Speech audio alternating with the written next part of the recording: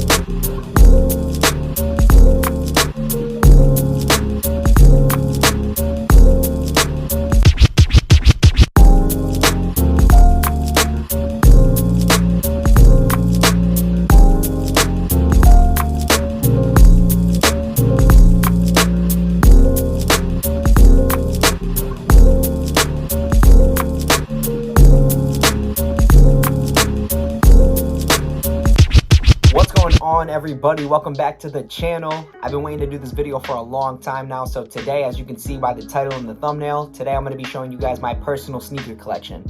Today I'm not only going to be showing you guys every single pair in this collection, but I'm also going to be showing you guys how you can get your collection to this point as well. I'm also going to be showing you guys how you can acquire these pairs, how you guys can get these shoes for the best price, and I also got a bunch of different stories about a bunch of specific pairs in this collection today, so definitely stay tuned until the end of this video. After about 7 years of collecting, we are currently standing at about 205 pairs total.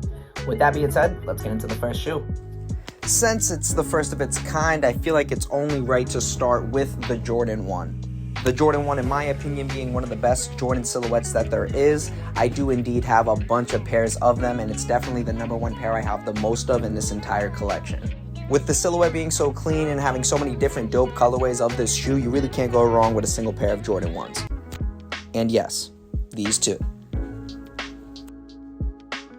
If I had to pick a single pair on this entire wall that would be my favorite Jordan 1, it would definitely have to be the Shadow Jordan 1 High. And this day was insane. I hit up every single retail store there was near me. Not a single place had them until I hit up Expressions on the north side at 6 o'clock p.m. If you're from Rhode Island, Expressions on the north hooked it up for your boy on that day. In 2016, they kept these on hold for me in a size 10.5. My mom, being the GOAT that she is, hooked me up with a ride, and we got there and I snagged the last pair that they had. Now, when it comes to Dunks and SBs, I don't have the craziest amount, but I do have some absolute heaters.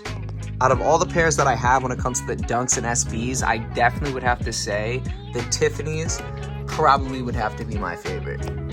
I mean, there's really not much to say about the Tiffany's. Like, if you know, you know. The Tiffany's, the lows, in my opinion, are probably better. Unfortunately, I only have the highs, but from the 8 pairs that I have when it comes to Dunks and SBs, the Tiffany's are definitely probably my best pair in the collection. For a runner-up, though, it's not even a low. For me, personally, it's these mids and these strawberry milks that wifey hooked it up with on Christmas. These are insane, and she got me this shirt, actually, on Christmas Day as well to go with these, and these right here, I can't even, like, the chocolate milk pair is just as fly. Like, you got the milk coming through the swoosh on these. This pair is just so unique, and the box itself too. I'm gonna see if I can get it real quick. Bro, literally made the entire box look like a cereal box. Like, this thing is insane, and they most definitely would have been #1 if I didn't have the Tiffany's. This row right here being next to all the Jordan 1s, the Dunks and SBs, are just a bunch of random pairs that I didn't have space to put anywhere else, and I had all these extra boxes to use, so I put them to good use.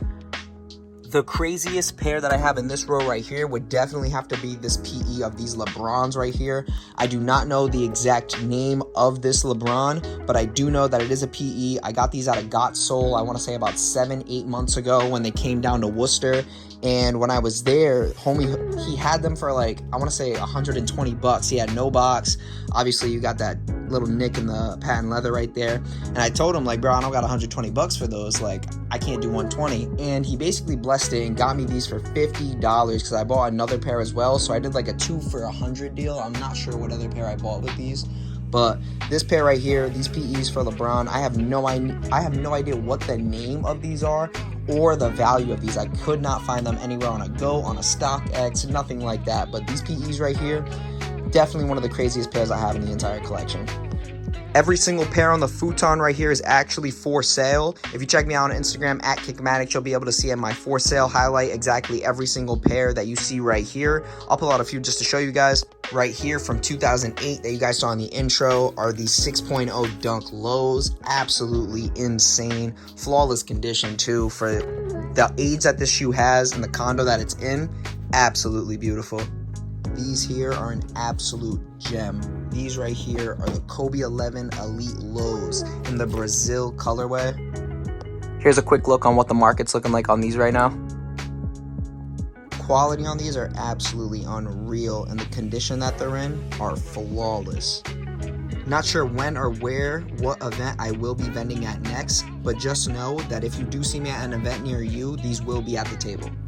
Since you guys can see every single pair here on the futon on the for sale highlight on the Instagram, I'm going to be showing you guys one more pair that I think is in my top 3 when it comes to the pairs that I will be vending with. These right here that dropped this year, the denim Jordan 1 highs. I mean, quality. I mean, look at this, man. Are you kidding me? These speak for itself, the quality, the look, it being a Jordan 1. I think Jordan Brand did a great job on this pair right here. Retail was at $180, and they're sticking around that number right now value-wise for resale as well. So if you want yourself a pair of Jordan 1 denims, now's the time to buy. When it comes to Jordan 2s in this entire collection, this is the only pair of Jordan 2s that I own. I'm not sure why Jordan 2's always got a bad rep. They've always been fire to me personally, especially the Jordan 2 low. For me, you can rock these just as good as you can rock a pair of Jordan 1 highs or lows. They do exactly the same thing in my opinion. See, the earlier models when it comes to Jordan Brand are definitely some of my favorite, because Jordan 3s are definitely up there when it comes to some of my favorite silhouettes with Jordan Brand. Like the Do the Right Things, for example. When are we going to see a colorway like this again? You're just not. And for it being on a Jordan 3 as well is what makes this silhouette so special. I can shamelessly say that I was the most excited person in the world when I heard Jordan Brand was retroing these. I still have mine on ice, and the Cool Gray Jordan 3 to me is easily one of the cleanest pairs that I have in this entire collection. You can wear this shoe with so many different things, and not only that, it's just such a clean shoe. Resell on these isn't high at all, but that means nothing to me just because of how smooth of a shoe this is. The OG pair that dropped I always loved, and the fact that they retro these and they did a pretty good job with quality control as well. The Cool Gray Jordan 3 is definitely one of the most slept on shoes that there is. Now here's the thing. Jordan 3s or Jordan 1s would have been my favorite silhouette if a Jordan 4 wasn't created.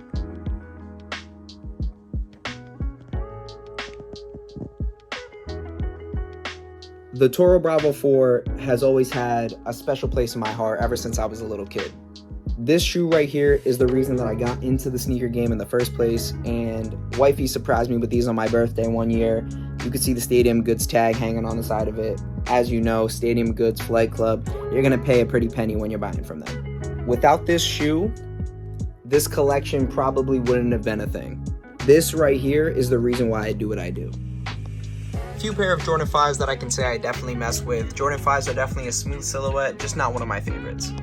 But when it comes to Jordan 6s though, this right here is definitely my second favorite pair of shoes when it comes to this entire collection. When I was a little kid, I saw a little one of those keychains that, one of these right here. I saw one of these, and my sister had one of them, I think, like on a rear view mirror in her car. And I just saw them, and she had a pair of Olympic 6s on, and they looked obviously really similar. And I asked her what pair these were, and she told me obviously the Carmine. And from that day on, I was like, whoa. When it comes to Jordan 7 through 10, I want to say, they don't get enough love in my opinion. Like the Jordan 7 cigars. Got you that ring lace lock. Quality's unbelievable. And overall, it's just a fire shoe. I've only got 2 pairs of Jordan 8s, but I'm pretty sure that these are the 2 best pairs of 8s that there is.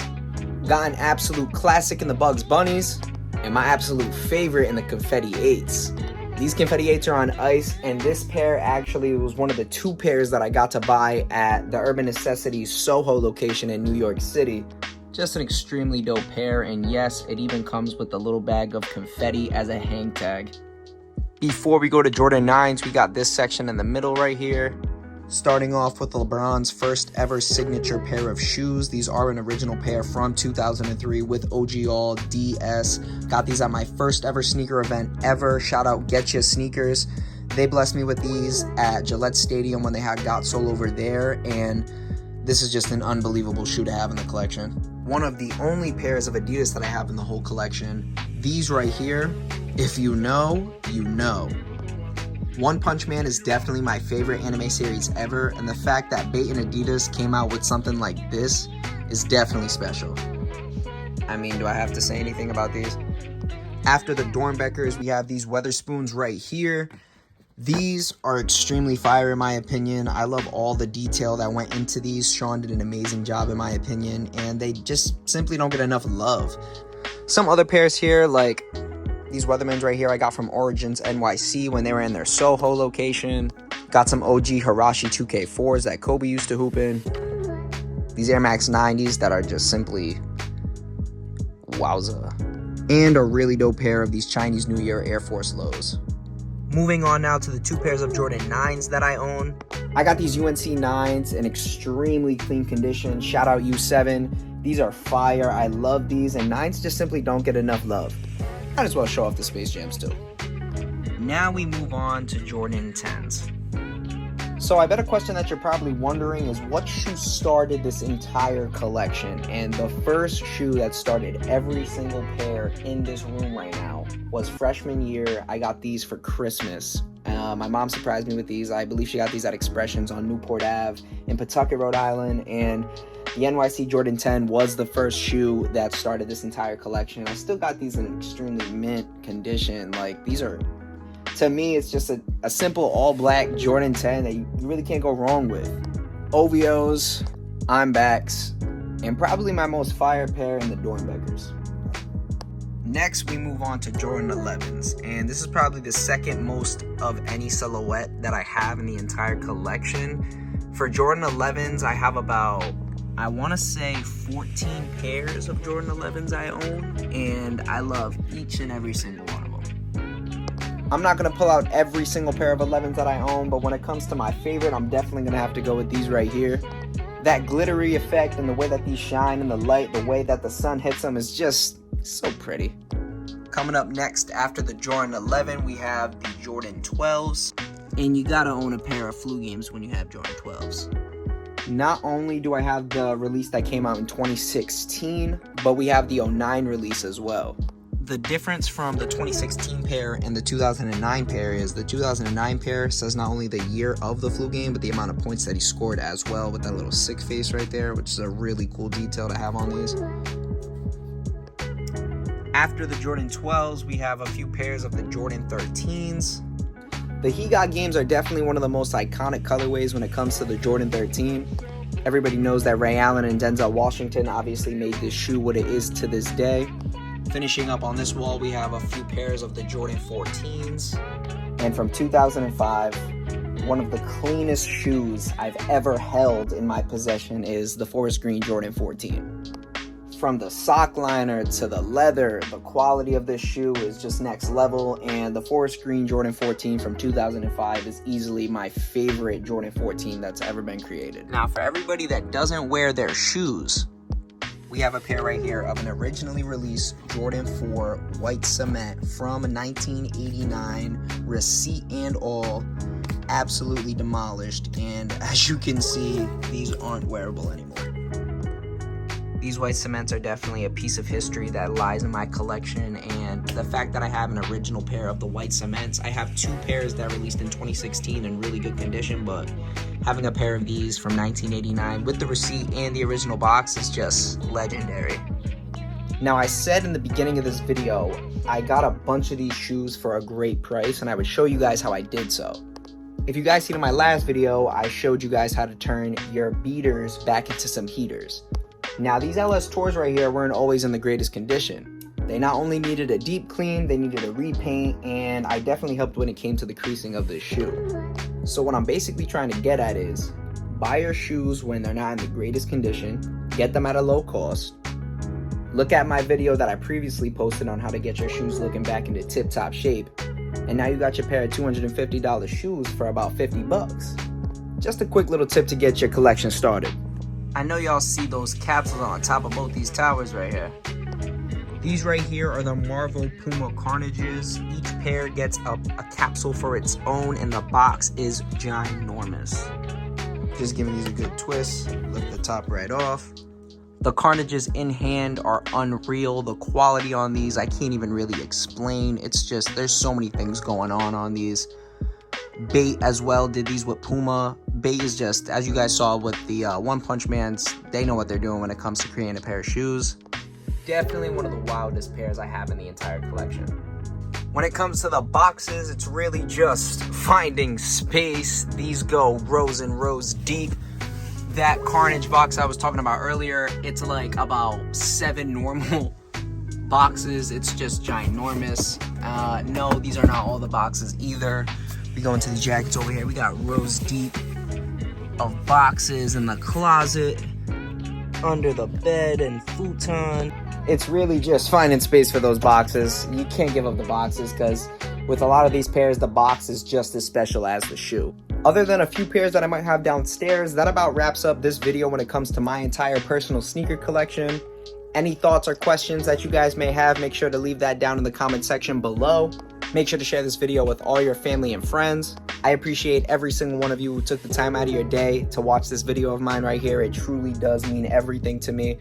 And if you made it all the way to the end of this video, you're an absolute real one. Thank you to all of you who leave a like, comment, share this video with all your people. It truly means everything to me, you guys. Thank you guys for tuning into this video of peeping my entire personal sneaker collection. I'll see you guys in the next video. Have a great day.